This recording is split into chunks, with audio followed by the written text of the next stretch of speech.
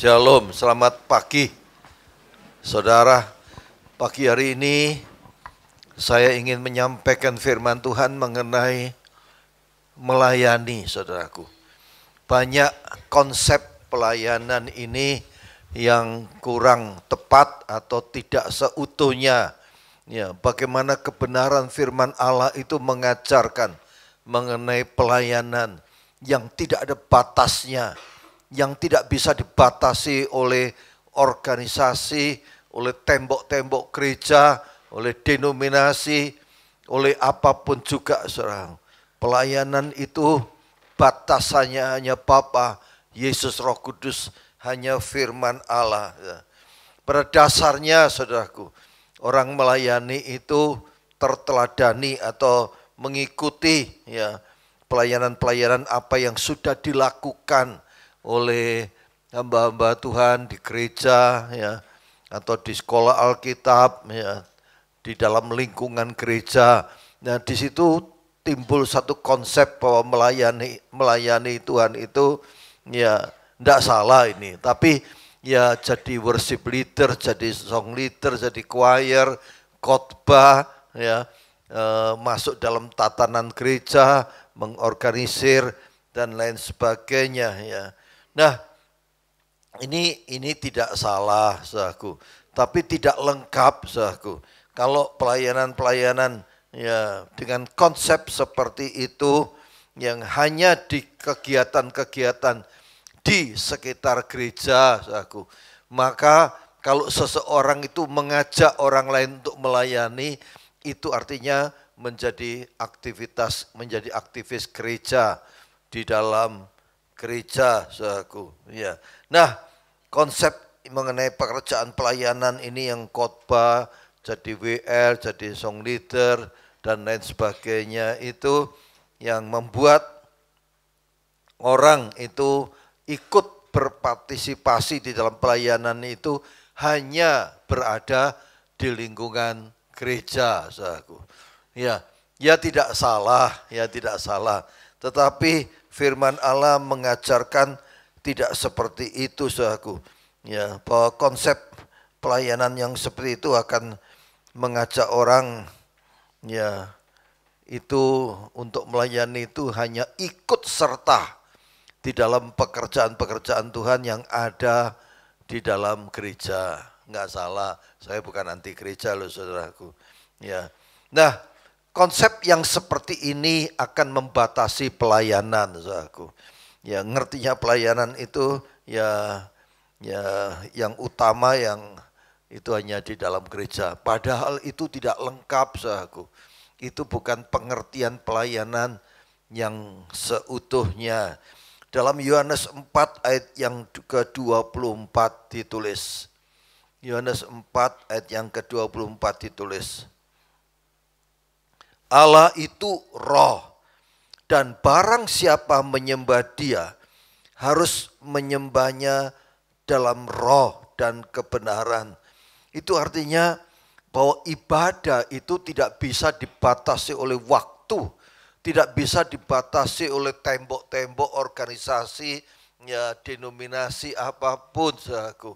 Ibadah itu tidak bisa dibatasi oleh apapun, dimanapun kita berada.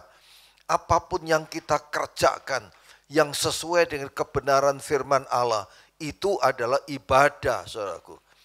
Saudara, saya mengajarkan seperti ini, maksud saya supaya saudara itu terbuka satu wawasan yang baru, saudaraku. Ya, satu wawasan yang baik, saudaraku, di dalam mengerti akan konsep-konsep pelayanan ya. Nah, konsep pelayanan yang salah ini itu akan menutup peluang banyak orang ya untuk melayani Tuhan. Sebab pengertian mereka itu adalah melayani itu hanya di dalam lingkungan gereja. Enggak salah, tapi bukan itu yang seutuhnya ya. Jadi di situ yang akan membuat seumur hidupnya orang itu tidak melayani Tuhan, saudaraku. Ya. Nah, ini terjadi selama bertahun-tahun ya, sehingga terjadilah yang namanya, maaf kata kalau saya katakan, itu adalah kerajaan manusia di dalam gereja. Yang sebetulnya harusnya adalah kerajaan Tuhan itu yang dihadirkan, bukan kerajaan manusia di dalam gereja, saudaraku. Ya, kalau konsep ini salah, maka seperti orang main game itu loh, saudaraku. Ya udah di situ aja, otak-atik ya di situ aja. Ya, atau permainan ya maaf kata itu permainan manusia lah, saudara. Ya, hanya di dalam lingkungan-lingkungan yang sempit, saudara. Ya, sehingga saudara menganggap bahwa di tengah pekerjaan, di tengah keluarga, di tengah komunitasnya, dalam keadaan apapun itu bukan pelayanan. Yang namanya pelayanan itu hanya di dalam lingkungan gereja. Ya, itu sama dengan membangun kerajaan manusia di dalam gereja, bukan kerajaan Tuhan, saudaraku. Saudara, konsep yang salah ini bertahun-tahun yang selalu mengesankan bahwa di luar gereja itu bukan melayani, itu bukan pelayanan. Ya, saudara, ini salah ya. Sehingga ya seolah-olah pemerintahan Tuhan itu hanya ada di dalam gereja. Yang membuat legitimasi daripada pejabat gereja itu membuat seseorang itu seolah-olah seperti wakilnya Tuhan di dalam gereja, Tuhan. Nah, saudara, dari situlah mulai timbul, saudaraku. Ya, orang itu mempergunakan legitimasinya itu untuk urusan berkat-berkat melulu, saudaraku, untuk urusan-urusan materi dan lain sebagainya. Dan dari situlah mulai muncul, saudaraku, pengajaran-pengajaran yang salah, yang menyimpang dan lain sebagainya, saudaraku. Karena pengertian pelayanan itu hanya di dalam batasan tembok organisasi, wadah, yaitu hanya di dalam gereja. Sekali lagi, saya bukan anti gereja, bukan itu maksud saya, saudaraku. Ya, nah, dari situlah banyak pejabat gereja itu mengambil keuntungan untuk pribadinya, saudaraku. Lihat aja di mana YouTube ditulis ada satu pendeta yang sudah dapat satu pesawat jet pribadi, ya. Minta lagi satu, dapat lagi satu, lalu masih minta lagi satu, dapatnya 3, saudara. Ya, pas karuan kabeh. Ya, nah, itulah sebabnya mulai terbentuk strata di dalam gereja. Ini adalah rohaniawan, ini adalah kaum awam, ya, ini adalah hamba Tuhan, ini bukan, ini awam. Mulai muncul strata-strata di dalam gereja, saudaraku. Sehingga tidak ada satu kehidupan di dalam gereja yang seharusnya kerajaan Allah itu hadir di tengah-tengah gereja, di tengah-tengah ibadah ini. Nah, hari-hari ini ya kesalahan-kesalahan itu terus terjadi, saudaraku. Ya, sehingga orang itu mulai melakukan sesuatu itu untuk meraih berkat-berkat jasmani, saudaraku. Bukan lagi berkat-berkat rohani. Ya, nah, padahal sebetulnya kegiatan gereja itu merupakan sebagian daripada melayani Tuhan. Hanya sebagian, saudaraku. Bukan seluruhnya itu di situ, saudaraku. Ya, nah oleh karena itu sekarang ini mulai banyak muncul yayasan-yayasan baru, mulai banyak muncul pergerakan-pergerakan dan lain sebagainya yang dilakukan di luar gereja, saudaraku. Karena apa? Karena saatnya sekarang pergerakan itu terjadi. Tidak bisa dibatasi lagi oleh tembok, oleh organisasi, oleh denominasi, dan lain sebagainya. Nah, sehingga dengan demikian saya katakan bahwa pelayanan itu adalah pelayanan yang tanpa batas. Tidak bisa dibatasi, saudaraku. Sekali-kali bahwa pelayanan itu adalah tanpa batas demi untuk kepentingan Tuhan, bukan demi untuk kepentingan organisasi, denominasi dan lain sebagainya, ya. Dan pelayanan itu sungguh-sungguh adalah mengubah kehidupan seseorang itu, ya, supaya mereka itu hidup berkenan dan memuaskan hati Tuhan. Galatia 1 ayat yang ke-10. Galatia 1 ayat yang ke-10. Jadi bagaimana sekarang? Adakah ku cari kesukaan manusia atau kesukaan Allah? Adakah ku coba berkenan kepada manusia? Sekiranya aku masih mau mencoba berkenan kepada manusia, maka aku bukanlah hamba Kristus. Saudara, ini adalah satu pelayanan yang tidak bisa dibatasi oleh ruangan, tidak bisa dibatasi oleh waktu, saudaraku. Tidak bisa lagi ya hanya di dalam lingkungan tertentu, gereja atau lembaga-lembaga Kristen, ya di seluruh wilayah apapun pelayanan itu, dimanapun, kapanpun, ya terjadi pelayanan di tengah-tengah apapun, ya itu adalah satu penyelenggaraan ya pemerintahan Allah di tengah-tengah masyarakat, di tengah-tengah keluarga, di tengah-tengah pekerjaan, saudaraku. Dan itu harus terjadi, saudaraku. Ya, sekarang ini semuanya itu berubah, ya. Sehingga kita itu harus belajar. Apa toh sebetulnya yang dimaksud dengan ibadah itu? Saudara, ibadah itu atau yang dimaksud oleh yang namanya kebaktian, ya itu bukan hanya terselenggara di gereja loh, saudaraku.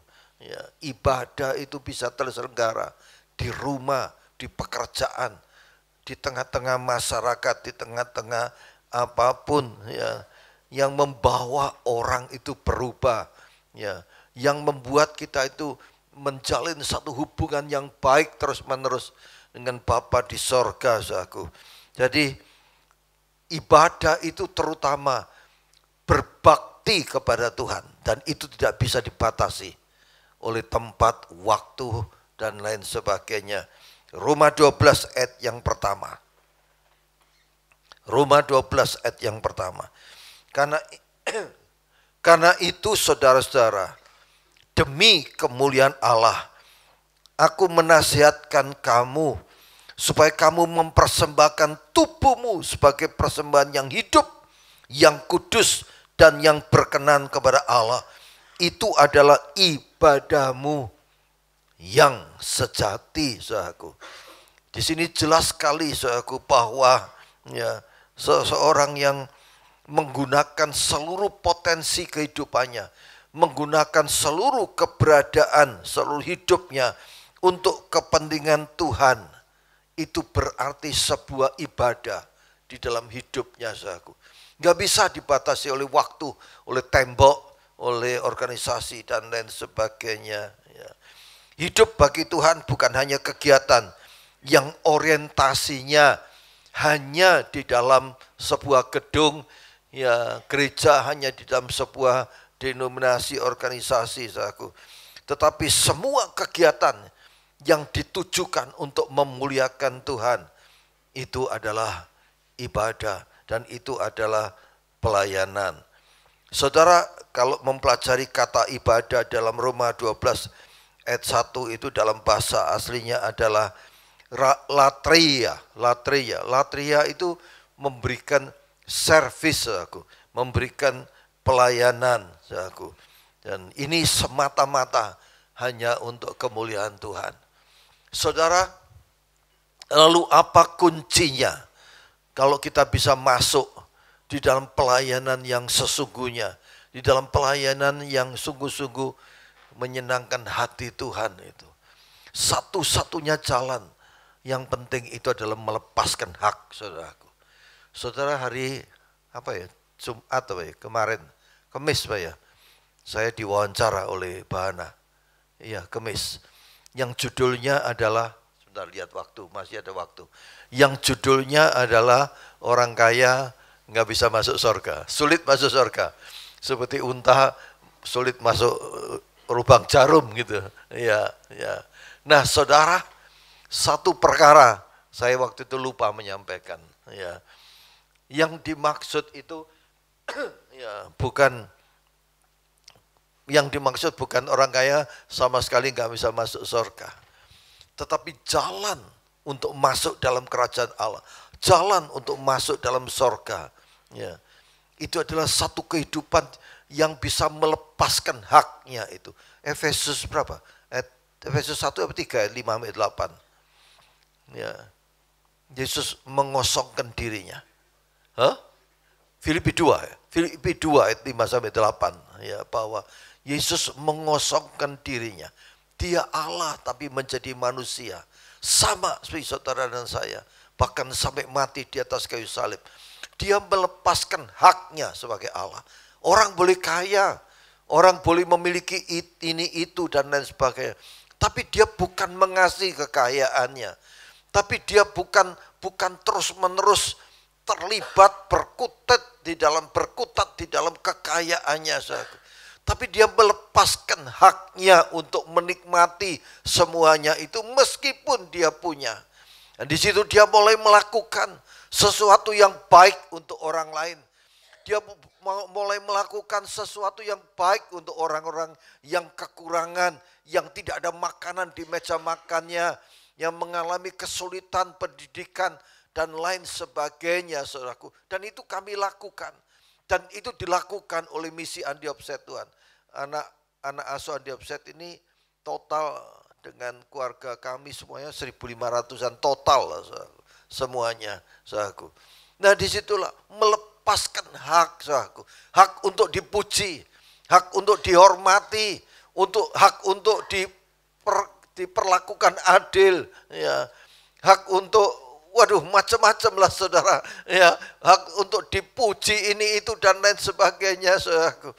Saudara, belum lama ini ada rapat yang dihadiri oleh para pemimpin denominasi gereja-gereja yang difasilitasi oleh PGLII di Jakarta. Kebetulan saya pas di Jakarta, jadi saya pas dipaksa untuk hadir, ya sudah saya datang, saudaraku. Nah, lalu dikatakan, wah ini senior ini itu macam-macam, saya cuma mesem aja. Ya, saya mau melepaskan hak untuk dipuji, untuk ditinggikan, ya dihormati dan lain sebagainya. Saya mau menjadi orang biasa saja, saudaraku. Saudara, itu lebih aman, lebih enteng, lebih enak, saudaraku. Ya, orang kaya bisa masuk surga asal dia kaya rohaninya. Banyak orang itu yang membawa hidupnya itu untuk menjadi besar di pandangan orang lain dan di pandangan dirinya sendiri. Dia akan berusaha dengan semaksimal mungkin dengan berbagai macam cara supaya orang lain melihat ini adalah orang besar, ya. Dan dia berusaha untuk menjadi orang besar, padahal yang benar menurut kebenaran firman Allah, bagaimana Tuhan itu menganggap dia besar, bagaimana Tuhan itu mengetahui bahwa dia adalah besar, yang artinya besar di mata Tuhan. Saudara, itu yang paling penting dan itu yang membuat seseorang bisa masuk dalam kerajaan sorga. Amin, amin.